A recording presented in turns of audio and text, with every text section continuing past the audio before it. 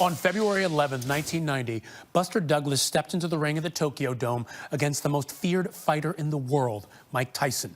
No one thought Douglas had a chance, especially not the odds makers. They saw Tyson as a 42-1 favorite.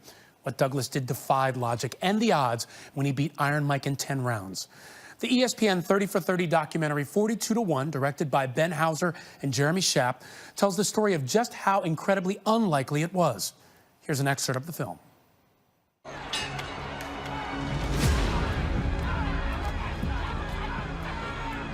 Came in with his own powerful shots and came back with mine. Buster's throwing shots back. Look at this. Buster is not ready to pack it in. His mind is willing. Are his legs still there? Go to work. Let your hands go. Look at this. Look at Buster coming back. Did he buckle the legs of Mike? I don't know. He got him again. Buster fights back strongly, landing some big shots. And now he can't get careless. Look at this. Who would ever have expected this? In a round and not Buster would back it in. He comes back, showing the heart. The 9th round was the greatest round of heavyweight boxing I've ever seen. I couldn't believe, really, what I was seeing. It was apparent that he was not the Buster Douglas we had seen before, and he blossomed that night. All right, there's the bell.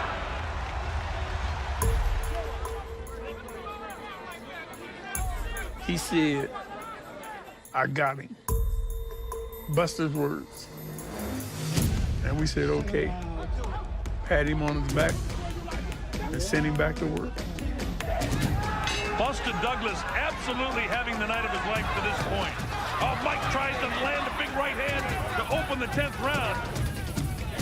Mike wants to finish this thing in the worst way. Bang, bang. I had to go right back out there and pick up where I left off. Right hand landed as the referee was breaking them. You know, to hear my dad say, finish him, finish him.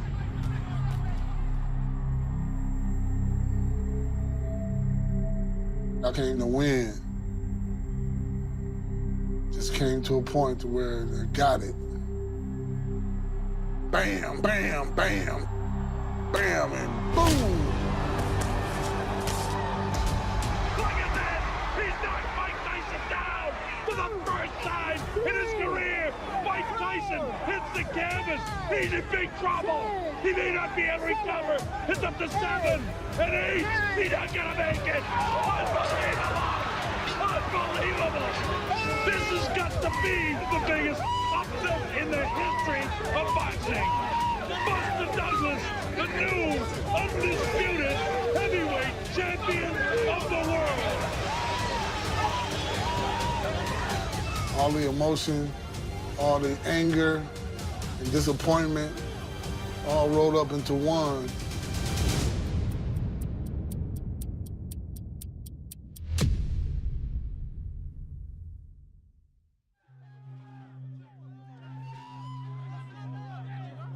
Mike asked me what happened, and I said, "He got knocked out." He didn't believe it. You know, I had to hold him up.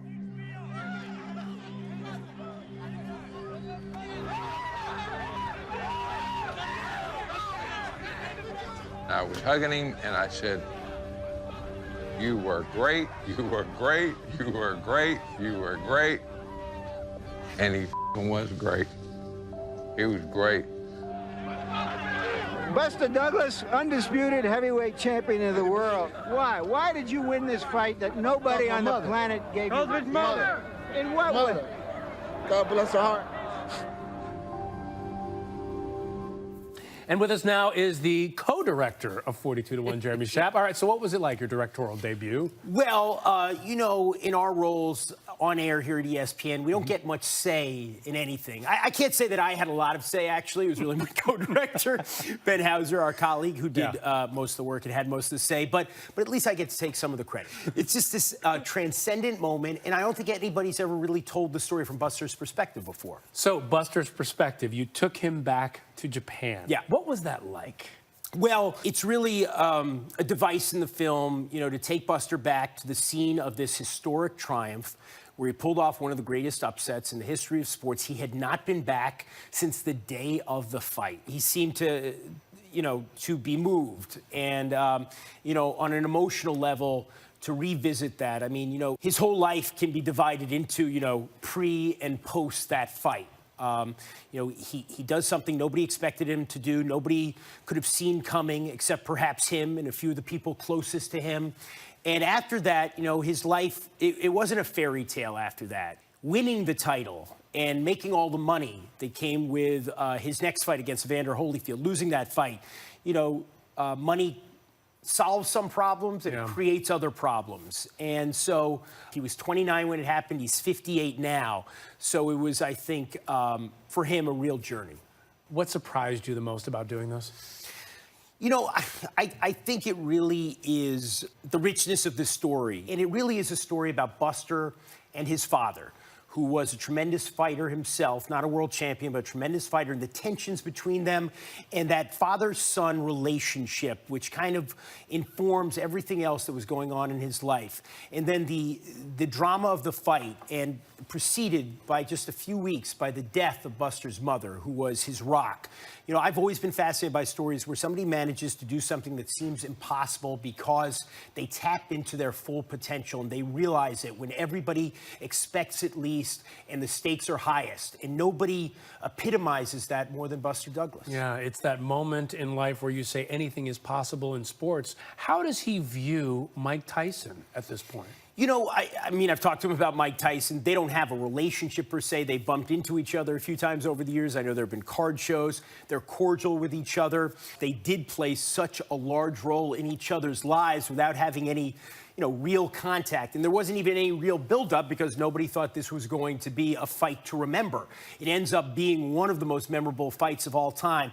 And so, you know, when I've talked to Mike Tyson over the years about this, he says, look, you know, I think Buster Douglas was the better fighter that day. There's no question about that. Emphasis on that day, I guess he's saying. Exactly. But if you're asking my opinion, this is Mike speaking. Is he the better fighter than me?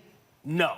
And I'm sure that Buster Douglas has a different opinion. He's like, you know, if we fought more than I would have won a rematch. You know, I did things. I showed the world. I gave it a blueprint for beating Mike Tyson. What he proved that day was that it wasn't luck. It wasn't a fluke. He outboxed him. He outpunched him. He beat him around the ring for 10 rounds. And he got up off the canvas in the 8th round to win that fight. Yeah, and he proved that anything truly is possible. Unbelievable. Cannot wait to see this story, Jeremy. Thank you. Thank you, sir. Always a pleasure. Oh, you can't miss this one. You can see the ESPN 30 for 30 film 42-1 tonight at 9 p.m. Eastern, and you can watch it on the ESPN app from anywhere. There's this person coming up after the break.